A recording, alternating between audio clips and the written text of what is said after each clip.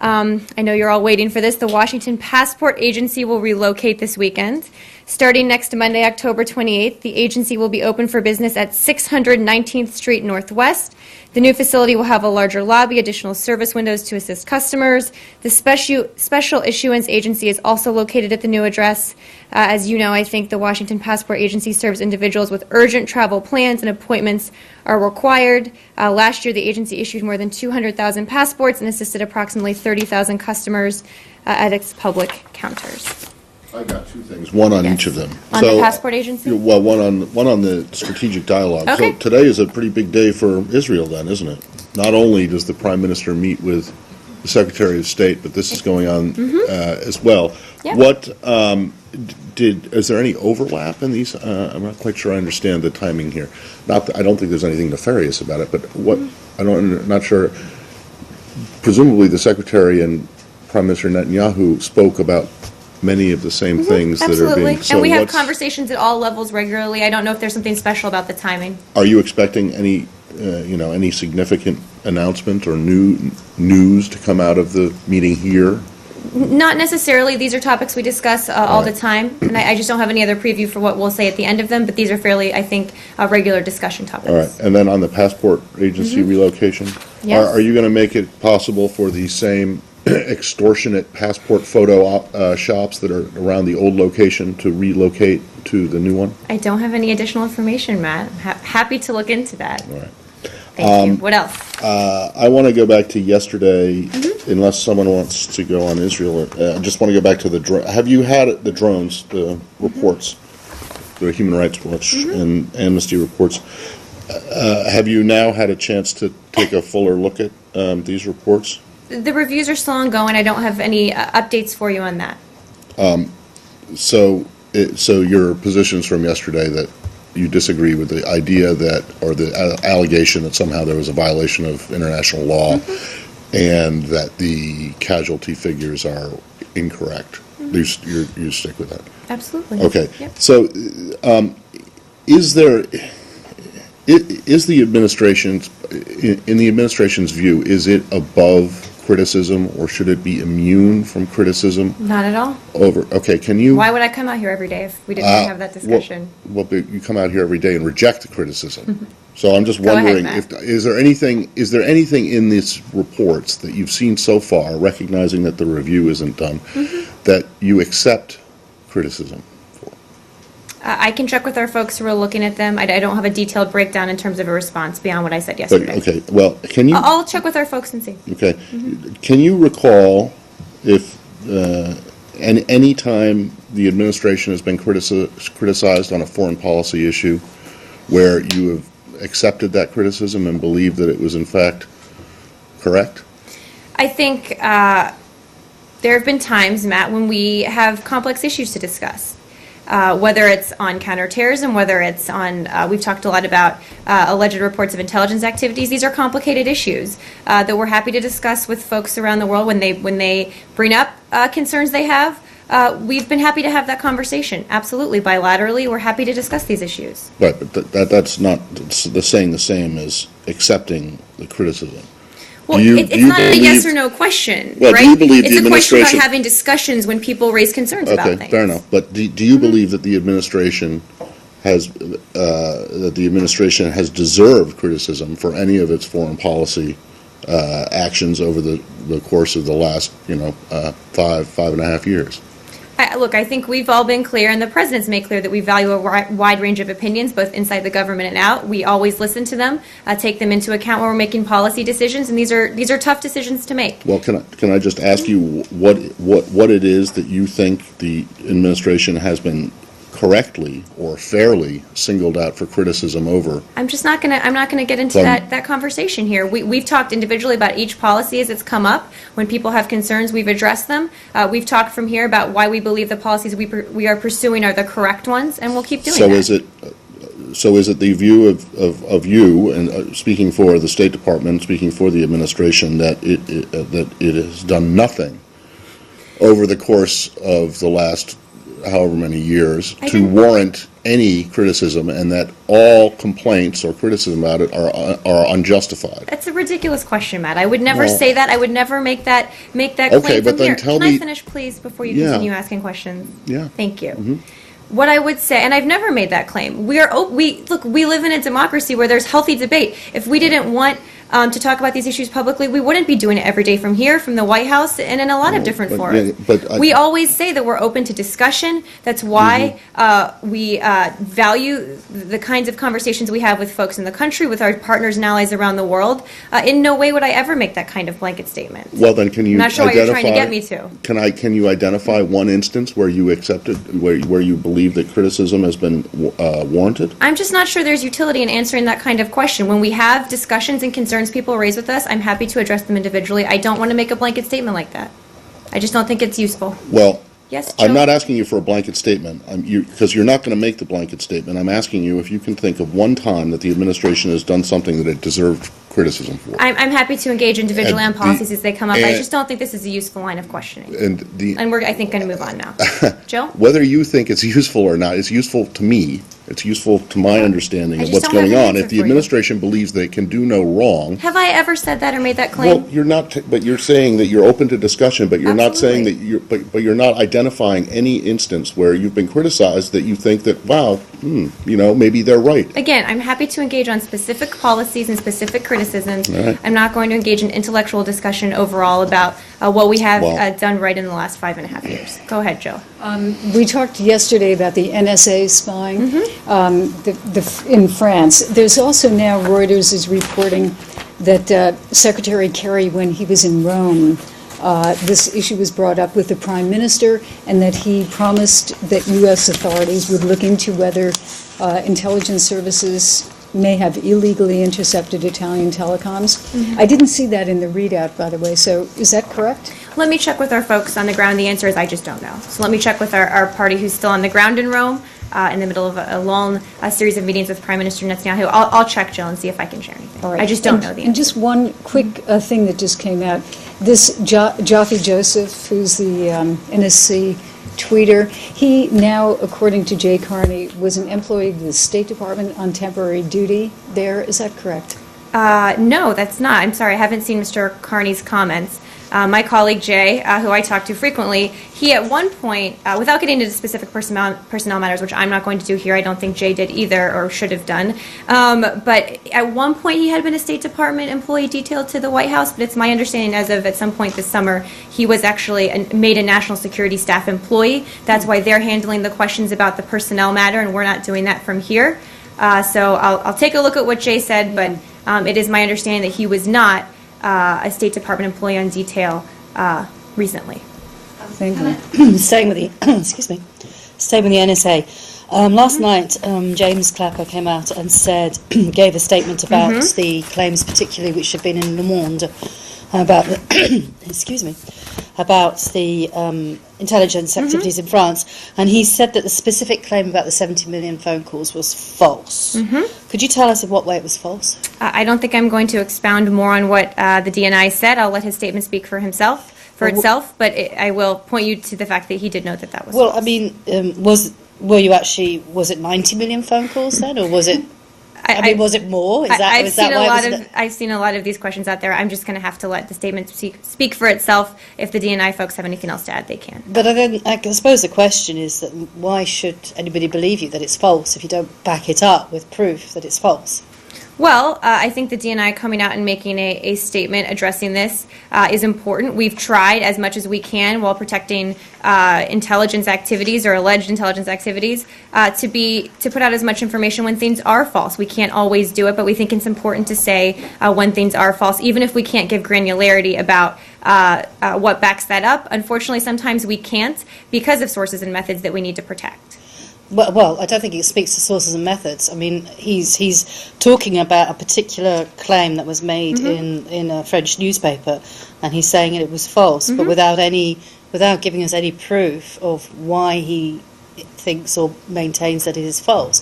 I mean, if it was a court of law, which it isn't, you have to provide evidence to back up your statements. And I mean, it would surely... And sometimes that evidence could point towards either a specific intelligence activity that obviously we can't talk about public, or specific parts of those activities that for reasons have to remain classified. I know it's frustrating. I do. Believe me, it's frustrating on this end as well, if you can believe that. But I think I'll let his statement speak for itself. What about, I mean, he also said that more broadly, the reports in Le Monde were inaccurate and misleading. I mean, can you give us more granularity on that? Unfortunately, I can't. I appreciate the question. I think I'll let them, if they have anything to add from the DNI shop, I'm happy to let them do so. As you know, the President called President Hollande. They spoke about this issue. Secretary Kerry was just there as well. So those discussions will be ongoing bilaterally with the French. Are you giving granularity of detail to the French? We're having the discussions with them. Obviously, it's an important discussion to have, and I'm just not going to read out what those look like specifically. No, I didn't ask you to read it out. I just asked Are we giving granularity? Are you giving them the details? Because they have stepped back a bit from, you know, their shock and horror a couple of days ago. They seem to be willing to let it drop a little bit. So I'm wondering if they actually have got a few more kind of insights into actually what this program is all about. We certainly have as detailed a discussion as we're able to with our allies and partners like the French when they raise these concerns with us. Right, Yes. just one more on NSA. You know, if you look at this, the timing is very interesting because you have the secretary arriving in Paris, and we have the leak about that. It appears, if you find that this is correct, that he arrives in Rome, and there's a leak on the doorstep waiting for him about NSA activity in Italy. You had the release that with Brazil that was timed just before the official visit to the United States. I mean, I am, you know, interested in whether you are drawing any conclusions from this, whether you're worried that the next stop the secretary goes to, there will be another leak. Well, I think it's a good question and an interesting one. I think I probably long ago stopped trying to figure out why people leak things when they do it. I think that's a game that's probably pretty fruitless at this point. But obviously, I would refer to the folks who are actually leaking this stuff and printing it to talk about timing. I don't have any special insight into that at all. Just to follow up on leak again, but the other subject, this David Ignatius post a couple days ago about the Turkish intel chief Hakan Fidan, some revelations. Israeli foreign minister spokesman yesterday came out and said that this source or leak did not come from Israeli side and it doesn't serve for Israeli interests. Would you be able to also deny or the parallel, like Israeli foreign ministry, would you be able to deny this leak didn't come from? I have no information at all about who may have been sources of this this kind of stuff that's out there in the press. We spoke about this a little bit before. Obviously, Turkey's a close friend and ally. Turkey and Israel are both vital allies and friends of the United States. And beyond that, I don't even want to play a guessing game as to where this stuff comes from that ends up in the press. Sorry, there's just one more thing that literally is coming out right now. I love those questions. Yeah, well, we do too. Germany's spokesperson for the federal government, Stefan Seibert, says the federal government has received information that the mobile phone of the chancellor possibly has been monitored by American services. Have they contacted you at all about this? I haven't honestly seen those reports. I'll take the question, and I just really, if you say it's just coming out now, I just haven't seen those reports. Just back to the DNI statement, and recognizing it doesn't come from this building, but you're certainly endorsing the same. You're agreeing with it. You have no reason to doubt that. Not at all. Absolutely Director endorsing Clapper. it. Do you understand though why this kind of a denial is problematic?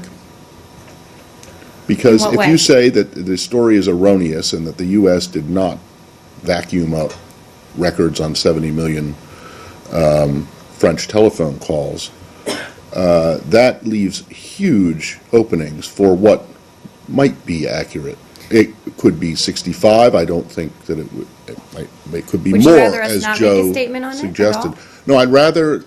I think the public and I think also the countries involved would appreciate a straight answer, and one that gets to the heart of the actual question. Not saying that the story isn't accurate because potentially because of a punctuation error, Well- which is what that statement leaves open. Two points. The first is that obviously we're having as detailed discussions as we can bilaterally with countries when they raise this. So obviously this isn't going to be the entirety of the discussion that anyone's having with the French. The second point is that there are good reasons, and I know they're frustrating for all of us, but there are good reasons why sometimes we can't give more granularity into why something might be inaccurate or why it might be misleading. I know that's frustrating. I know that only goes halfway, or maybe not even halfway in some people's minds, but there are good reasons to do so. So in our mind, and I think I can speak for my friends in the intelligence community, when we can give even a little bit of guidance about whether accusations are true or false, we think that's helpful, even if we can't go into all the underlying reasons that that is true or not. Well, in fact, I think it raises more questions than it answers, and I'm not sure that anyone has been reassured by that statement in itself. Well, If you're I'll giving, certainly if take you're your giving, criticism on board. if you will, okay. But if you're giving, if that's what you expect people, publics, who are not getting this more detailed information that you just talked about, that's not going to be particularly satisfactory to them. It's not going to assure them that you are not engaged in some kind of massive surveillance of other people's. Again, we put out of as much other people. information as we Well, possibly can, even when we right. can't put out all But of I it. We don't think it's understand important how to it do could what we affect. can. I don't understand how it could affect sources and methods if you say, okay, it wasn't 70 million, it was 65 million. Or if it threatens certain platforms or certain That's things we're already. doing. Don't you see that the horse is already out of the barn? Matt, That again, I'm going to damage leave it has to my already been intelligence done by professionals who the do dam- this every single day to determine the- what would hurt things that but we the- either do or don't have ongoing and what wouldn't. I value their judgment and think they have tried to be as forward-leaning as possible while protecting things we have But to the protect. damage has already been done. Again, I program- appreciate your No? criticism. But Has it not?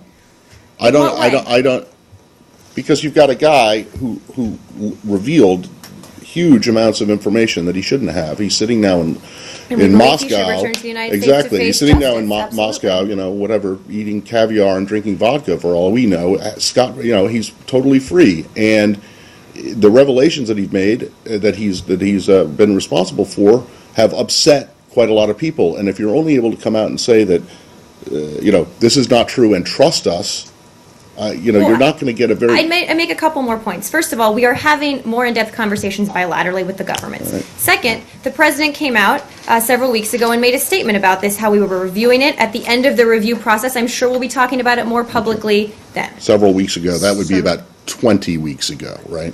No, actually, it wasn't that long You ago said when it we was announced the April review board. yesterday, yeah? No, the NDU speech was in May. That's what I talked May, about at length okay. yesterday. The speech about disclosures was actually fairly recently when he announced At the the review board UN. that had been created. All right. So, So that was actually only several weeks ago. I So Okay. is it up to the governments involved in these cases, so France, Brazil, Mexico, Italy, possibly maybe Germany too, to take what you're saying and then disseminate the information to their publics? How do the people in France and Germany, I'm British, how do we feel that we're not being monitored by a giant machine back in the United States? Well, I think the president first coming out and publicly speaking about it recently, in the last several weeks, is one way to do that. Obviously, there's a lot of ways for people to get information around the world, and that's why we're having the conversation bilaterally, because we know leaders of other countries will go out and talk about these issues, and hopefully we think these conversations will help in that discussion with their own countries as well. But, I mean, the president's speech, as Matt has pointed out, and you said, was back in May. No, not this speech. This was only the May speech was counterterrorism, was drones. The speech on disclosures was only a few weeks ago when we Right, announced the creation yes. of the review board. Right, okay.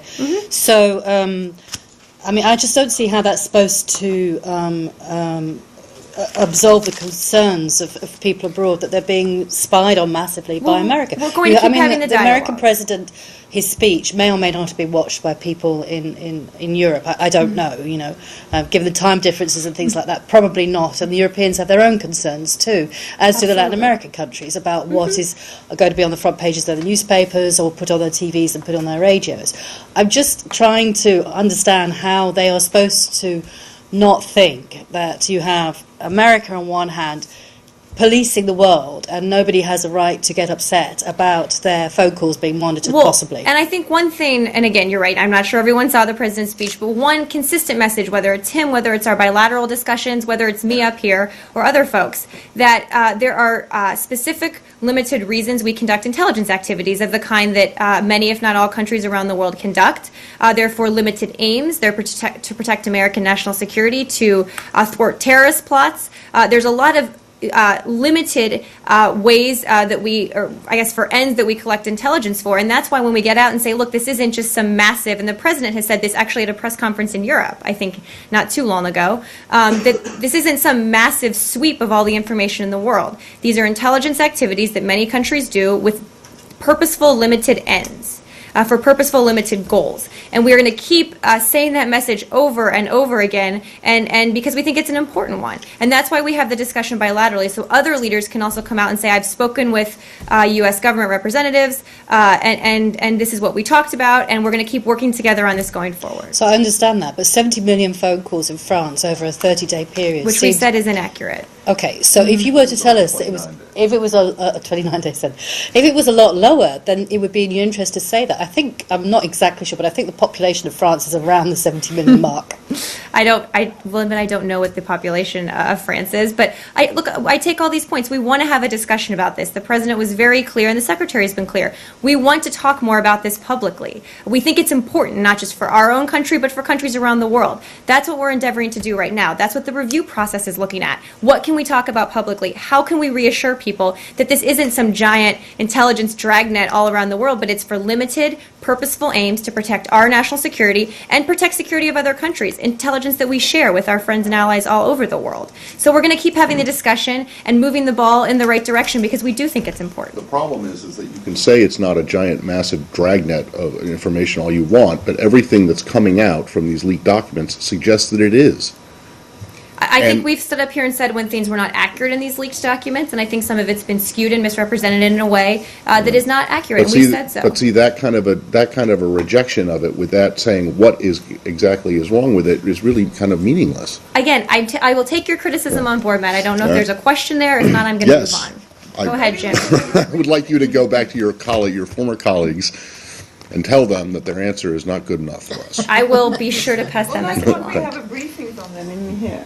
Well, look, this is a discussion, I'm being totally frank here, this is a discussion we know we're going to have to keep having. In here, with partners around the world, with other, folks in other countries as well that are concerned about it. We think it's an important discussion. And we're pushing as far forward as we can in terms of talking about this stuff publicly, but it's hard. The review that you're doing, are you planning to make, is that just the internal review, or will you make it public? It's a U.S. government review. I think it's cutting across different agencies. Right. The president announced it a couple weeks ago. I don't know if there's a timeline. I'll check and see what will happen at the end of it. Okay. I'm assuming there'll be some public discussion at the end of it, I'm sure. Wait, let me go to Jim and then I'll come back up to you. Can I talk about Saudi Arabia? Always. You're aware of Prince Bandar's comments yesterday about a major shift away from the U.S. Turkey al-Faisal jumping in as well with arguably even stronger words. I'll just quote from the current charade of international control over Bashar's chemical arsenal would be funny if it were not so blatantly perfidious, designed only to give Mr. Obama an opportunity to back down. These are strong words in public from a very close ally in the region. And particularly in a relationship where those public comments from both directions have been very well managed in the past. This is a marked change. I'm curious if the Saudis are in private saying anything less incendiary than this, friendlier, to balance those public comments, one. And two, and I just wonder on the part of Secretary Kerry and the State Department, if there isn't a certain amount of pique at this kind of very public, brutal, and personal criticism in light of the depth of the relationship and the investment of American resources in this relationship, certainly on the business side, oil, but also in defending Saudi interests, shared interests in the region, first Gulf War, Iran, you name it. But first, I'd love to hear what they're saying in private, but also what is the what's the emotional reaction from this building to this kind of commentary? No, it's a good question. We talked a little bit about this yesterday, and what I said then still stands, that fundamentally our relationship is a very close and strong one with the Saudis. We have the same goals in the region, whether it's ending the civil war in Syria and destroying their chemical weapons, preventing Iran from acquiring a nuclear weapon, Middle East peace. We work very closely with the Saudis on. The discussion is about how we get there, and they're complicated issues, and we don't always disagree with every one of our allies and partners. But I think I would note that Secretary Kerry had about 2.5 hour lunch with Saud al-Faisal in London on Monday, I believe, if my days are correct. Paris. Thank you for correcting me, Matt. And it was actually, I know, everybody record that, write that one down. But it was actually a very productive and positive meeting. The kind of tone you're talking about, that just wasn't the tone of the private meeting. It was a very good meeting, and we're focused on how we can work together, even with some differences going forward. And we really do have a strong fundamental relationship with them. These are severe differences, though, and traditionally, as the foreign minister, Saud al-Faisal will be softer. That's his role. These are Turki al-Faisal, very senior, and you can bet that King Abdullah would not let this kind of commentary get out there unless he approved of it. I'm not going to make an assessment on that. You'd have to check in with the Saudis on how they make decisions about what they say publicly. But look, we work very closely with Prince Bandar, with Turki al-Faisal, with the King and Saud al-Faisal and others. That's not going to change. We've been very clear that, again, we have the same goals, and I would take a little bit of disagreement with your notion that this is some massive policy disagreement. We want to get to the same place. The question is always in how you do it. The devil's in the details, right? And these are complicated enough issues where we will have debates and discussions with our allies and partners and hopefully get to a place where we can move forward together. Well, to be clear, I didn't say there was a policy disagreement. Turki al-Faisal did in very severe terms. We're going to keep talking to the Saudis, and we believe that the relationship is a strong one, and we believe it's a very important one. Finally, just if I can, is there any peak on the part of the people working very hard in this building on, as you say, shared goals in the region, but a severe disagreement here, at an ally speaking in such brutal terms after the investment of American resources there over the years? No, I think what we're focused on, honestly, Jim, is how we can work together going forward, how we can sit down with the Secretary at the London 11, which we did yesterday, work together at the API on Middle East peace, and how we can move forward. That's what's important to us. Making progress on these issues is what's important to us, not, even though I hesitate to say this as a press person, not necessarily what's out there in the press. We're focused on the actual policy and getting results. Can I follow up on this one? Is it possible that it wasn't raised during the lunch because the Secretary didn't know about those comments yet? Was it raised later? Which specific part of it? The reports the remarks of what Prince Bandar had said. Was it raised after the lunch in another session? That day, no. To my knowledge, having checked with the team on the ground, that this idea that's out there about reducing cooperation was not raised in any for that day with the Saudis. How about at all since, I don't think we've actually since then we had the London 11 yesterday, but just haven't had a chance. You're not aware of any high-level contact? No. Since these reports. Okay, can we stay on Saudi, but just a slightly different subject? Yeah. You're aware that there's supposed to be this protest about women drivers coming up on Saturday. Yesterday. I'm not familiar with it, I'm sorry. You're not? I will familiarize myself with it. If you could get familiar with it, it would be helpful, because there are some conservative clerics in Saudi Arabia who believe and who staged a protest or demonstration, I believe yesterday, maybe the day before, that they think that the United States is behind this. This would be women going ahead and driving against the wishes of, apparently against the wishes of, and that's supposed to happen on Saturday? Government. I'll check into it. It's supposed to happen on I Saturday. honestly haven't seen the comments, but I would reject the notion that we were behind, Right. Well, my question is not, one, my question is, are you sponsoring this in any way, as they claim? And two, even if you're not, are you supportive of the goal of these women who want the right to drive? I just haven't seen those reports. I'll take the question. Can we change subject? On Syria, they announced a trilateral meeting in Geneva today. What is We're just spending time in Geneva, left and right. Yes. Yes. And I think Matt would argue that it should be a cheaper place. No, I don't mind it as long as it's being paid for by someone else.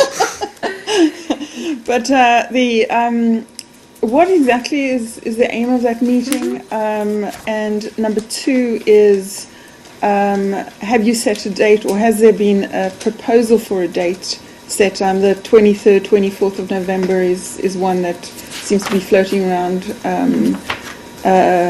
So can you just let us know a little bit more about what's going to happen at the trilateral? Absolutely. So the UN announced this yesterday. Mr. Brahimi, as you said, will convene a trilateral meeting with U.S. and Russian officials in Geneva on November 5th.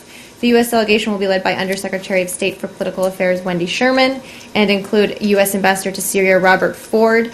This is a chance, another meeting to have a trilateral dialogue to review progress towards a Geneva II conference and hopefully work out some of the issues that we need to work out before then. They've had some of these meetings in the past, as you know as well.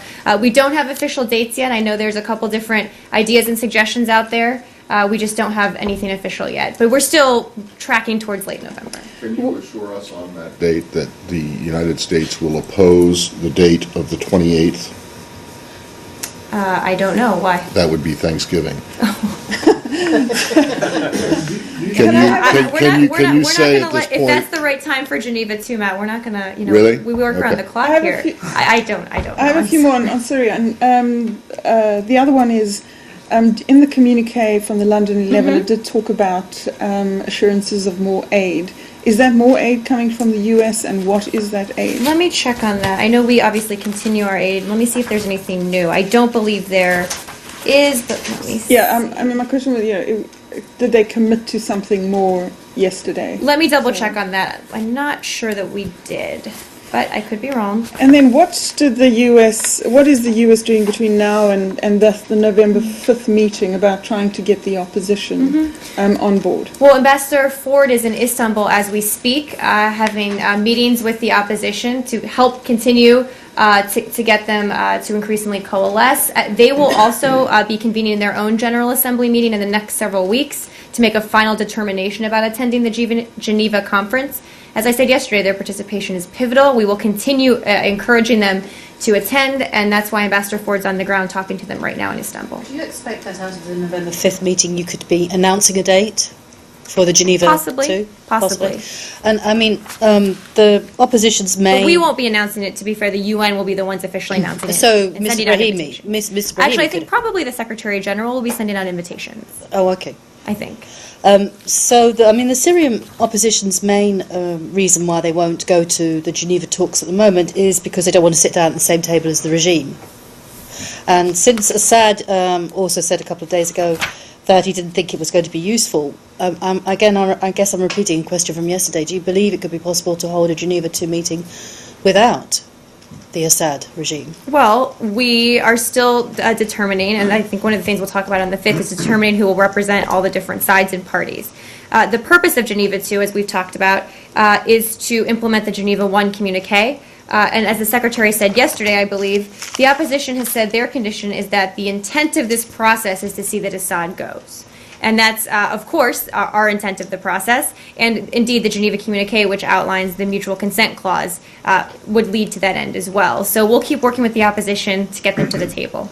But those discussions are ongoing. Would there be utility in holding in Geneva II without the regime present? I just don't want to venture to guess that. Obviously, we're still working out participation. But the goal, and however we can achieve that, we will attempt to make that happen, is to implement the Geneva Communique. Just on Geneva as a venue, when is the Iran P5 plus? When is the next P5 plus one? 7th and 8th. 7th and 8th. Yes. So basically, Undersecretary Sherman will be Wendy in Sherman, Geneva for a few is days. she looking at property there or anything? She going to rent an apartment? It might be cheaper than staying at the hotel all the time. It's a great location, makes sense for everyone, good UN facilities. Can I? Sorry. I sound like a tourist Yes. advertisement for Geneva. It's very lovely in October and November. On Syria, though, did you see the reports of these women prisoners being released by the government? I did not. Okay. We're just wondering if you have any I'll take it, I just haven't seen that. reaction to that. And the other one on Syria is on NATO and Russia could play a role in eliminating, and there was discussions on Norway today as well, talking about that. where does the US, I mean, I think Norway said that the US had asked them whether they would be involved in that. It also raises the question of the cost of eliminating this, and can you give us an update on, so the US has said it's gave $2 million already for that, but it was willing to give more? Actually, the U.S., we've pledged nearly $6 million from the Non-Proliferation Disarmament Fund. This is in financial and in-kind contributions to both the UN and the OPCW. So I think there's a couple different buckets of money here. But overall, our assistance totals nearly $6 million. Just recently, we put out a media note on this that we paid $1.55 million for 10 armored civilian vehicles to assist in the OPCW effort. That's the kind of thing I think you'll see more of going forward. Obviously, every country, we encourage any country who wants to help with technical support, monetary support, any of these things we'll need going forward to do so, and it's up to each country to make their own decisions. I'm not going to outline individual discussions that we may or may not be having. But I would also say that in terms of cost, it's a little early to determine overall cost for this. I think we're still evaluating that, and if we have an update, I'm happy to provide it. On those trucks, do you guys pay General Motors directly for them? I think they were Suburbans, right? I don't know exactly what make and model they were. It said in the note, I think it said they were Chevy Suburbans. Okay. I'm just curious if if you actually bought them and then had them shipped I don't over, know. or if they were already kind of like in some motor pool They were out someplace. back, and we just put them on a plane. The answer is I don't There know. are a lot of armored Chevy Suburbans lying around in Tel Washington. Aviv. No, places that are close by in Okay, Beirut. I'll Anyway. check on it. I know we worked, I think, with the Canadians on this one, so let me check on it and see if logistically I can share anything. Yes, I'll go around the room. Go ahead. Great. On Iran, Syria, can I finish Oh, Syria? yeah, sure, go ahead. Recent days, many U.S. officials have been stating that Assad's grasp on the ground is better than a couple months ago. Would you be able to confirm that, or what's your assessment? I'm now? not really sure what reports you're referring to. We've talked a lot about how there are going to be gains on one side or the other on a day-to-day basis, that the general lines of control there haven't changed. But I just don't have anything on those reports that, quite frankly, I haven't seen. Okay, so your assessment is Assad regime is not powerful than a couple months ago in August during the. I know we go back and forth about what the ground game looks like. I haven't heard that there's been a change in assessment over the last few months, but I'm happy to check and let you know if something's With the different. new secretary, Kerry came to power a year ago, and the main argument was that the new policy is going to change the balance of the power on the ground in favor of the Syrian opposition forces. After almost a year, would you be able to tell us that this very open and clear policy goal failed so far? Well, no, and I'm not sure exactly what announcement you're referring to that Secretary Kerry made. I think we talked in June, I believe, when we first made a determination that the Syrian regime had used chemical weapons, that we were increasing the scope and scale of our aid to change the balance on the ground. That's always been our goal. It's a tough challenge. But that's why we're going to keep increasing our assistance and our aid to the folks on the ground, and hopefully get everybody eventually to a Geneva II conference. That's actually the ultimate goal, right? Changing the balance of power on the ground is an end, or it's a means, not an end, excuse me. We need to get everyone to the table because the only solution here is a political one, not a military one. Syria? Yeah. Okay. Syria. Turkish Daily Hürriyet reported that the United States has suspended providing aid to the Syrian opposition until some conditions are met, and that decision was taken at a meeting by a special, team of State Department officials this month. Is that true? Yes? Not at all, not to my knowledge. No, our assistance continues. Ambassador Ford's on the ground meeting with them right now. That report would seem to be pretty false to me. Anything else on Syria? Yes? No? Okay. Go ahead, change subject. great. So before the next P5+1 round, our understanding, correct me if I'm wrong, is that there was supposed to be some highly technical. An experts meeting, yes. Right. So is that scheduled? I don't think the dates are officially locked in yet. Obviously, it has to happen fairly soon. Right. It will include scientific, nuclear, and sanctions experts. When I have something to announce, I'll let you know. I just don't think we've locked in a date yet. Okay. And the But it's an secretary. important meeting because obviously these are very technical issues. Right. I think we don't have a location. I think locked in yet. I think maybe Geneva. I won't be here. And the secretary said today, we will need to know that actions are being taken which will make it crystal clear, undeniably clear, he said fail-safe, that the program is peaceful in nature. We will need to know when, because there are lots of moving parts here, including a bill in the Senate that's going through the Banking Committee, with senators who are very interested in knowing some sort of timeline. Timeline for what? For what part of this whole process? Well, in a letter to the president, a bipartisan group of senators said, if Iranian actions fail to match the rhetorical reassurances, we are prepared to move forward with new sanctions to increase pressure on the government. Well, in terms of, I'm not going to get into a timing game here. We were very clear going into the last round and going into this round that this is an important issue and progress needs to happen quickly. I'm not going to further define what that means. I think we'll be having these discussions on the ground in a couple weeks in Geneva. Again, we're going to keep working with Congress on this issue. Obviously, we all agree that it's an important issue. We all believe that Iran should not be allowed to acquire a nuclear weapon. But as we said coming out of the last round, that we had technical discussions that we had never had before. They were serious and helpful in a way they hadn't had before. Now, we're not naive about how hard this is going to be. But we have an obligation to pursue this diplomatic path, which is the preferred path, to its conclusion, to see if we can indeed resolve this peacefully. Can I have two small Iran ones? On Iran? Well, not, I guess then they're not Lucas, so I'm going to you small. next. One is, were you able to get grab from the lawyers any additional information about this guy who was arrested? I have a little bit more for you. I was hoping you would ask. Yes. So, as I said yesterday, we're aware of reports that a U.S. citizen had been detained in Iran. We have been in contact with the Swiss regarding Mr. Romero's case. Wait for it. However, due to privacy considerations, we have nothing further at this time. Right, but that's all I was asking yesterday. And I Recall? got your answer from yes, you today. exactly. But you were telling me that you couldn't even say if you I talked just to said the I wasn't Swiss. sure. All What right. was last name for us, please? No, that would violate the Privacy Act. Romero. And then my second one it has to do with Iran and people like people in the same position as Mr. Romero that have been detained for a while. But it has to do kind of with the Secretary's meetings with Nawaz Sharif, because the Pakistanis, as you know, host the interest section for the Iranians here in Washington, and I'm curious to know if you could find out, because I'm sure you don't know off the top of your head, whether or not the issue of Americans detained in Iran, not obviously including this latest guy, the other three. came up between the Secretary and the Pakistani, or between State Department officials and the Pakistanis during this current visit to Washington by I will Sharif. check. I didn't hear that it did. Obviously, it's an issue of great concern to us. We raise it constantly in various ways, but let me check on that.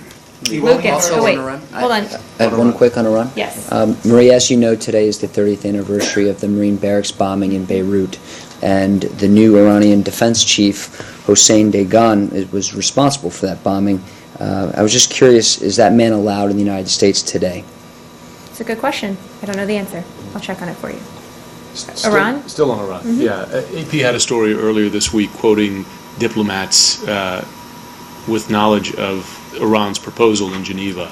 And it looked disappointing based, at least on that reporting, that on the specific issues at the heart here, on suspension of enrichment up to 20%, that the Iranians made an offer.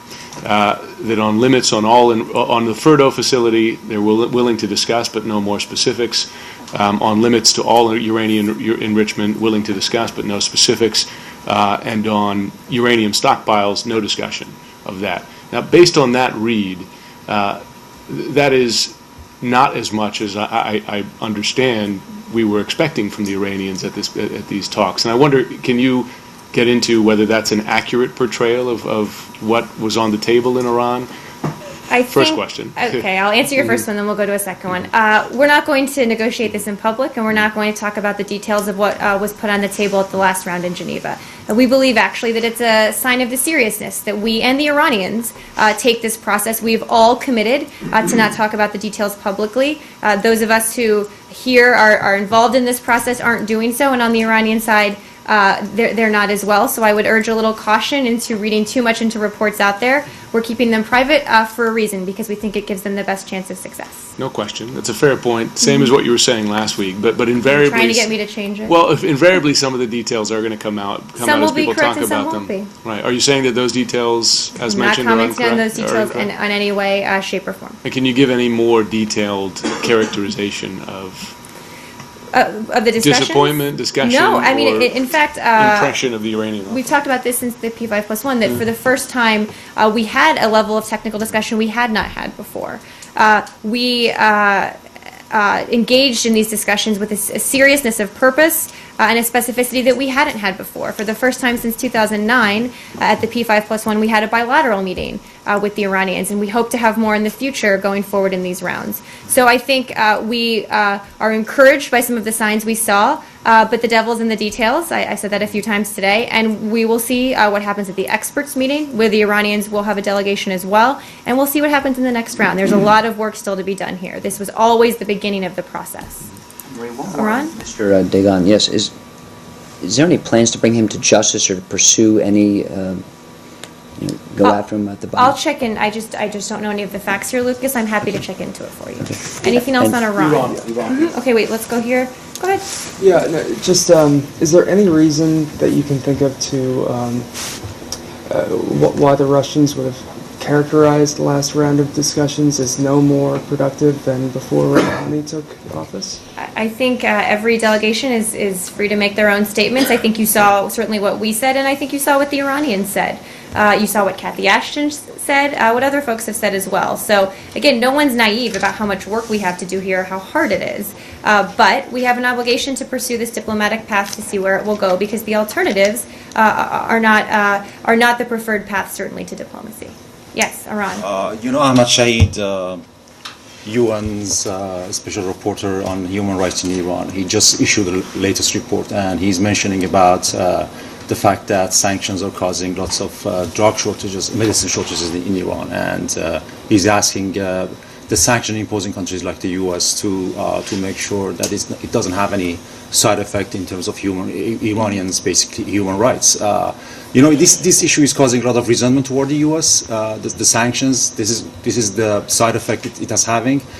What's the US response? I mean, what are you guys doing in terms of at least listening the effect of the sanctions on shortage of medicine? Well, I make a few points on that. The first is that the sanctions are in place because the Iranian government is in violation of its international obligations, and there needs to be consequences when they are. The onus is really on the Iranian government to take steps to come back in line with their obligations. That's exactly what we're talking about right now. And I'm not a sanctions expert, I will preface this by saying, but there are ways for certain things like medicine or food to get to the Iranian people that are not, in fact, sanctioned, because we believe that's important. So we'll keep working on this issue. And look, the purpose of the sanctions was to get the Iranians back to the table to talk about a diplomatic solution to their nuclear program. That's what we're trying to do right now. And indeed, we believe they're back at the table to pursue diplomacy because of the severity of the sanctions. But does U.S. has any concerns about what's happening to the Iranian people, even when they don't support U.S. Iranian government's position on Well, we've always said that we don't have we stand with the Iranian people, that this isn't about disagreements with the Iranian people, and that's why under sanctions certain things are exempt, like medicines, for example, because we do believe it's important for companies to be able to get important medicine into Iran. So we'll keep having those discussions, and I'm sure we'll talk a lot more about this issue in the coming weeks. Marie, as you may or may not be aware, there's new evidence linking two Benghazi suspects to senior al-Qaeda leadership. Does the State Department have a reaction to that? I think for any of those questions, I'd refer you to the FBI. I know they're the ones handling the investigation and that part of it. So, okay. Well, yesterday, Chairman Mike Rogers said that the Intelligence Committee who is studying the attacks, said that planning went on for weeks. Is there any reaction to that? To Benghazi? Oh, again, I'd refer you. The FBI, I know, is looking into all of this right now. Does the State Department own the Reward for Justice program? Own it in what way? Run it? I believe so. Yeah. But Why let me is it- double check on that, though. Why Where's is this the- question going? I'm not sure. I'll tell you. Why does the State Department refuse to put any of the Benghazi suspects on the Reward for Justice program? Let me go back to our folks and see how, A, if it's actually run out of here. I believe it is, but let me double check. And B, what the process is for putting people on that list. I just don't know the answer. It is- But I'm happy to look into it for you. Okay, because it is, your email address is on the bottom Well, then of it's the probably, Reward I'm for probably Justice right that it's program. ours, Lucas. And this gentleman, Adam Gadan, is wanted by the United States. He's an American citizen. I'm familiar with Adam Gadan, Okay. yes. Like, he's on this list, yet he hasn't killed any Americans. In Let me this. check and see what the standards are for putting people on it. The answer is I just don't know. But I'm happy to look into it. Obviously, it's not the only way we identify people that have committed terrorist acts or have done bad things. There's designations. There's other things we can do as well. Right, but in It 1996... doesn't compromise the entirety of how we look at the terrorist threat. Understood, but in 1996 we captured Ramzi Youssef and constantly other terrorists using money. Nobody works for free here. You don't work for free. Our soldiers don't work for free. So wouldn't it be helpful if we had these suspects in the rewards program? Let me check on that. I really just don't know what the process is, but it's a good question. Let me check on it. Yes, Joe. Russia Greenpeace? Russia Greenpeace. Yes. They've reduced the charges from piracy to hooliganism. Is that an official charge? I'm sorry? That's an official charge? It is, actually. It's a technical term. The word is. And it still has a sentence attached. Do you have any reaction to that? And are the consular folks involved with the two Americans on this? Yes, so on the consular question, we have visited both of the two Americans, Peter Wilcox and Dmitry Litvinov, twice, I believe, since they have been detained. Russian regulations permit 2 consular visits during the investigative period and in a 30-day period. We will continue to request consular access and monitor the case closely. I know there are some concerns about Mr. Wilcox's health. We're following that closely and will provide all consular access. In terms of the charges, I've said this before, but we believe that the purpose and nature of the actions taken by the defendants in attempting a peaceful protest should be fully taken into account as the Russian investigation proceeds. I don't think I want to further comment on their process, but we're going to keep monitoring it closely, and if I have an update, I'm happy to get it from you. What's your Go ahead. Is it still Russia? New topic? Yeah, I was going to ask you whether Mr. Burns had brought this issue up while he was there. And do you have any readout from his visit on how the talks went? And yesterday I asked about whether he'd raised the issue with Snowden. Of Snowden, yes. I unfortunately did not get an answer for you on that. Let me see if I can get a fuller readout of his discussions. Obviously, he's back today at the Israeli Strategic Dialogue. Let me just see if I can get some more. On the lease piece, what's your understanding of a possible Israeli release of Palestinian prisoners next week, and also of the possibility of a meeting between Mahmoud Abbas and Netanyahu? Don't have any update for you on Middle East peace efforts.